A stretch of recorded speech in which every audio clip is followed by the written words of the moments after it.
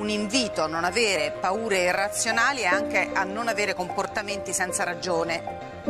L'effetto virus sulle borse è drammatico, è stata la peggiore giornata di una settimana da dimenticare. Scusate, a tra poco.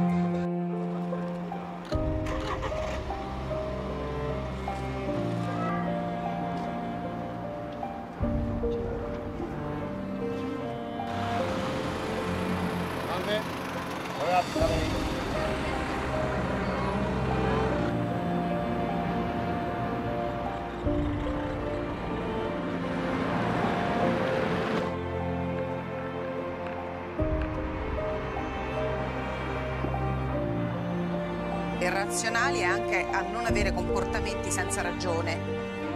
L'effetto virus sulle borse è drammatico, è stata la peggiore giornata di una settimana.